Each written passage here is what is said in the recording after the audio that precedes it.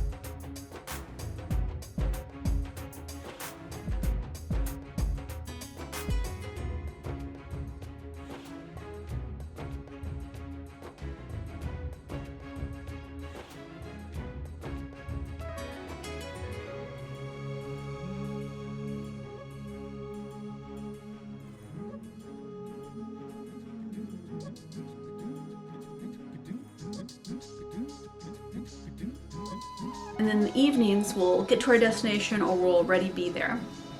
We tend to RV with a family friend, and they like to go to a new place every day. I'm more of a, I like to be in a place for a couple days, but it really depends on the length of how long we're going to be on the road. You know, we aren't full-timers. We aren't there full time of the year, and so it's a little bit different. But you do want to think about how long are you at each destination, for kind of what your day is going to look like. For us, evening time is family time. It's dinner, it's chatting, it's watching a movie. It's really important to just have that family time like you would have anywhere else, because the van or the RV is your home, and you want to have that home family time. And then once the kiddos are asleep, I frequently will stay up when I'm on the road, and I'll get some editing done. I'll do some uploads, things like that needs to get done. And in the hecticness and small space of a van or RV, it's really hard to do when kids are around, when they're really little and underfoot. So I just wait until they fall asleep, and then I can be gargoyle to my laptop going, this is how I shall find my work. I always joke that I am a gargoyle in a cave, because that's what I look like. You know, I'm there over my laptop's going, what should I do? How should I edit this? What monstrous ideas will I come up with? But that's kind of what our day in the life looks like. And it's good to vary. Like, again, I feel like life on the road, you've got to be more flexible than if you're stationary, right? Because there's just more things that can happen and changes to routine that you just gotta roll with. So there's no hard and fast rules for what a day in the life looks like when we're on the road.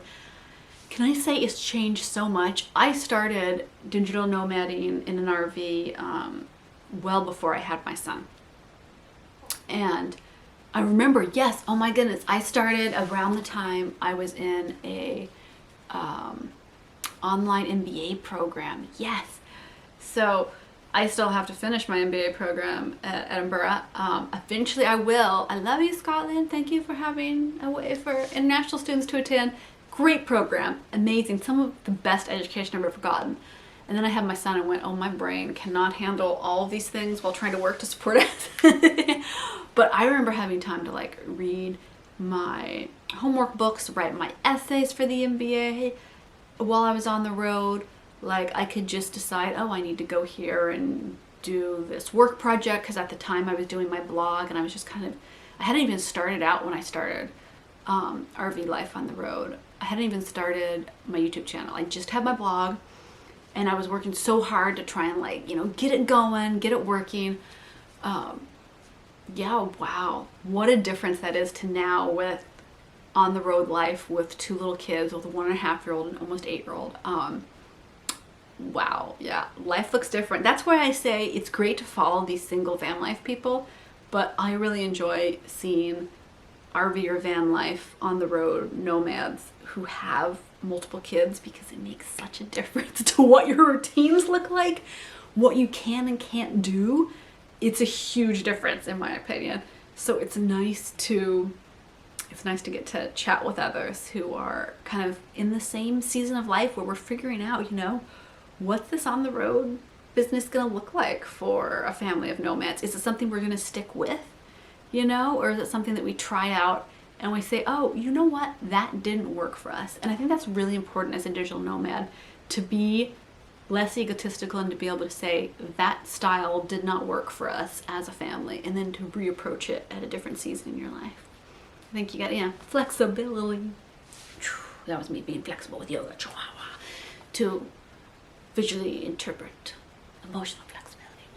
Yeah. Oh, deep. You're like, oh, Rose, your YouTube channel is so deep. I know, as deep as zip bonds.